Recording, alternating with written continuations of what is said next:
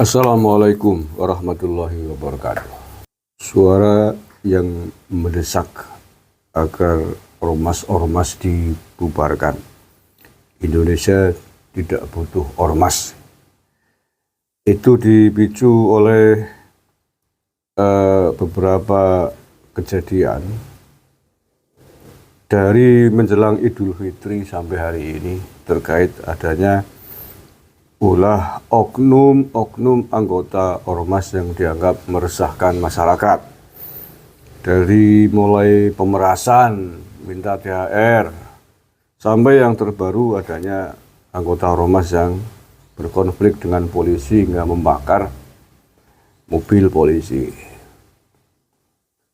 Kemudian ditambah juga fenomena sikap kerasnya Ketua Umum GRIP, Hercules, atas beberapa kasus peristiwa politik di tanah air, termasuk dengan para mantan jenderal, dengan Gubernur Deddy Mulyadi, dan lain sebagainya. Sampai kemudian mantan Panglima TNI Pak Gatot Nurmantio mengeluarkan statement pedas, keras, menuding dan menohok langsung ke arah Ketua Umumnya, yakni Hercules.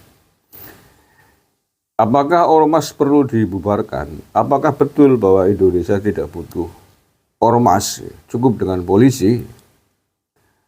Kalau pertanyaannya seperti itu, saya menjawab tidak benar. Kita tetap membutuhkan ormas, organisasi sosial masyarakat, untuk membantu pemerintah di dalam banyak hal yang tidak bisa dilakukan sendiri oleh aparat negara. Contohnya apa? Misalkan di dalam penanggulangan intoleransi, radikalisme, terorisme. Aparat kepolisian, aparat TNI, ya khususnya polisi, tidak bisa melawan gerakan intoleransi, radikalisme, terorisme tanpa bantuan organisasi sosial kemasyarakatan. Ya kalau hanya ditangani sendiri oleh polisi jumlahnya berapa? Hanya sekitar 600 ribuan personil kan di seluruh Indonesia. Tentu akan sangat berat, dan polisi tupoksinya kan lebih pada penindakan. Ada memang tupoksi pencegahan, tapi kan ya tadi dengan jumlah personil yang minim, saya kira tidak akan maksimal kalau tidak dibantu oleh masyarakat sipil termasuk oleh ormas. Ormas-ormas ini sepanjang bahwa mereka tidak memiliki visi misi yang bertentangan dengan bangsa dan negara, adalah kekuatan masyarakat sipil, sayap-sayap masyarakat sipil yang sangat penting dibutuhkan oleh negara dalam banyak hal, tidak hanya tadi yang saya contohkan terkait upaya pencegahan intoleransi, radikalisme, terorisme, tapi dalam banyak hal yang lain. Kalau tidak ada ormas-ormas militan yang dididik, punya semangat untuk mencintai tanah air, untuk hubul waton, niscaya negara akan sangat mudah dipatahkan oleh musuh-musuhnya, baik yang dari dalam maupun dari luar negeri. Sebagai contoh yang di Timur Tengah, di sana tidak terlatih, tidak terdidik adanya organisasi sosial kemasyarakatan yang digarap dengan serius di dalam hal hubul waton, di dalam hal nasionalisme, sehingga ketika ada kelompok-kelompok pemberontak akan sangat mudah bergerak, dan aparat keamanan sangat mudah dilemahkan karena memang bergerak sendiri tanpa dibantu oleh kekuatan kelompok masyarakat sipil. Kekuatan masyarakat sipil ya ini yang ada ya di ormas-ormas itu, yang memang memiliki pelatihan, ada pendidikan kebangsaan di situ, ada pendidikan tentang nasionalisme dan lain sebagainya. Jadi kalaupun mau dibubarkan, ormas itu perlu dibubarkan apa tidak, saya kira akan sangat bergantung dari apa, siapa, visi misinya ormas itu seperti apa. Kalau memang diketahui terang-terangan bahwa ormas itu adalah ormas yang berbahaya bagi bangsa dan negara, ormas yang berniat buruk dengan bangsa dan negara, misalkan mau mendirikan negara Islam, mau makar, menebarkan ideologi berbahaya, kalau yang kayak gitu saya sepakat, memang harus dibubarkan. Organisasi sosial kemasyarakatan yang ada di tanah air ini mestinya adalah pilar-pilar kekuatan untuk menguatkan bangsa dan negara, membantu pemerintah, membantu aparat, membantu visi-visi penting bangsa dan negara untuk menjaga bangsanya agar kuat itu. Tetapi kalau kemudian visi-misinya sebaliknya, ingin menggerogoti, ingin merusak eksistensi NKRI, ya itulah ormas yang harus dibubarkan. Saya sepakat itu. Ya contohnya contohnya HTI, Hizbut Tahrir Indonesia, Front Pembela Islam, dibubarkan oleh negara karena memiliki visi misi yang bertentangan dengan prinsip-prinsip kita di dalam berbangsa dan bernegara. Ingin menegakkan negara Islam, ingin berkhilafah, itu jelas keinginan yang nyata terang-terangan ini merubah sistem kita di dalam bernegara. Ingin mendirikan negara Islam, itu ingin makar, ingin memberontak. Yang kayak gini-gini wajib hukumnya dibubarkan. Bahkan menurut saya pemerintah Indonesia masih belum tegas, karena hanya membubarkan wadahnya, rumahnya, tapi isinya pentolan-pentolannya tidak ditangkap, tidak dikenai sanksi hukuman, sehingga kemudian sampai hari ini mereka pentolan dan isi dari HTFPI masih berkeliaran bebas, terus menebarkan ideologi-ideologi yang membahayakan bangsa dan negara. Nah, kemudian kalaupun ada anggota ormas yang melakukan tindak pidana, bikin resah dan lain sebagainya, maka urusannya adalah oknum, ya siapapun dari ormas manapun yang anggotanya ada yang melanggar hukum, memeras, menghilangkan, merampok, dan tindak pidana yang lain, bikin gaduh, bikin kisruh bangsa dan negara, melanggar hukum, ya disikat. Kita kan punya perangkat hukum. Melanggar hukum ya siapapun harus ditindak.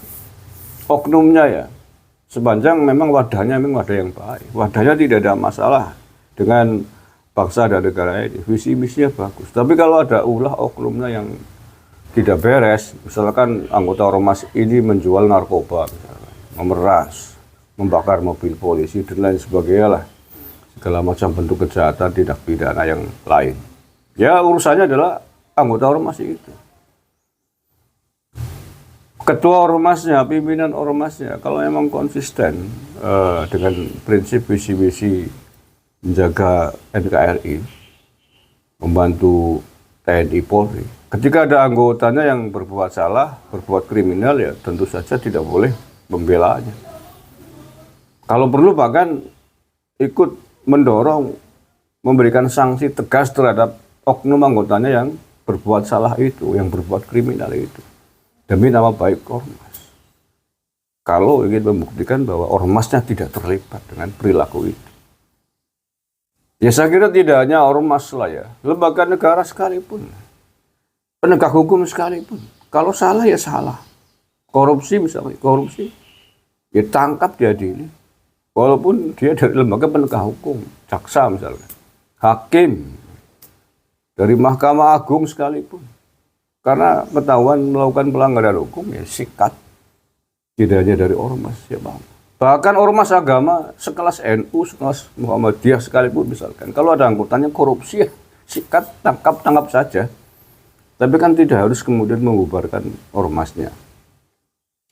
Ya, ketika ormas itu memang tidak punya masalah dengan bangsa dan negara. Sudah banyak kan tokoh-tokoh agama yang ditangkap polisi karena kelakuan atau kriminal tindak pidana yang mereka lakukan. Jadi tidak hanya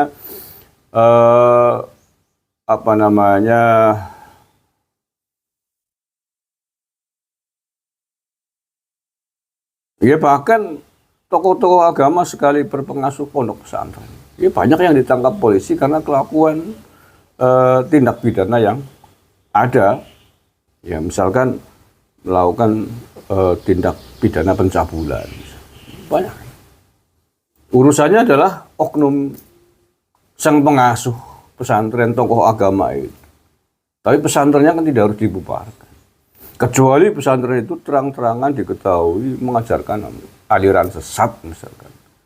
Atau mengajarkan makar terhadap bangsa dan negara. Yaitu pesantren kalau memang begitu harus dibubarkan. Tapi ini kan ulah oknum.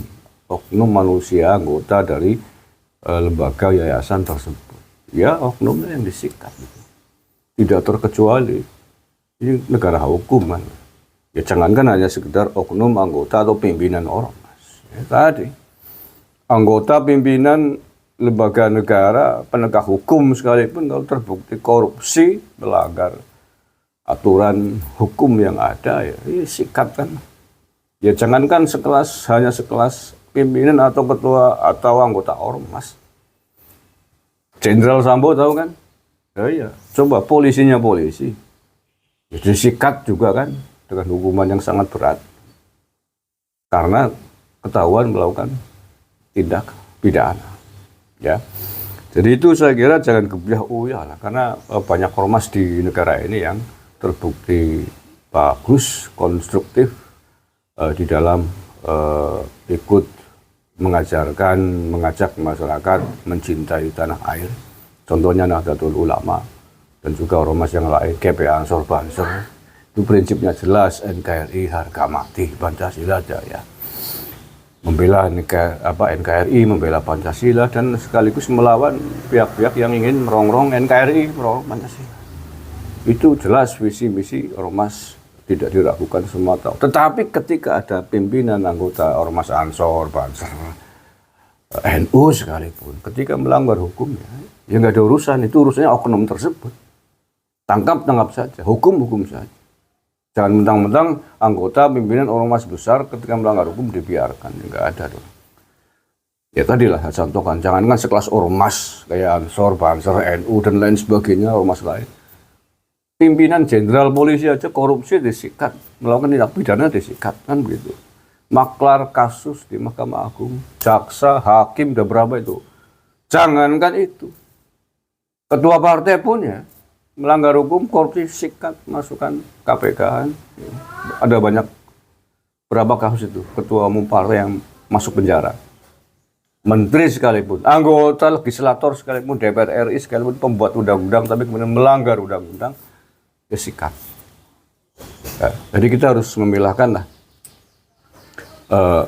mana yang perlu ditindak, mana yang tidak. Ketika dalam satu rumah ada tikus ya tikusnya ditangkap, bukan rumahnya dihancurkan. Kecuali, kata Gus Dur, ketika rumah itu sudah dikuasai oleh seluruh tikus yang ada. Semua tikus, bos-bos tikus, dan anggotanya semuanya mengajarkan makar. Ya sudah, berangus rumahnya, berangus tikusnya. Kan begitu. Terima kasih. Assalamualaikum warahmatullahi wabarakatuh.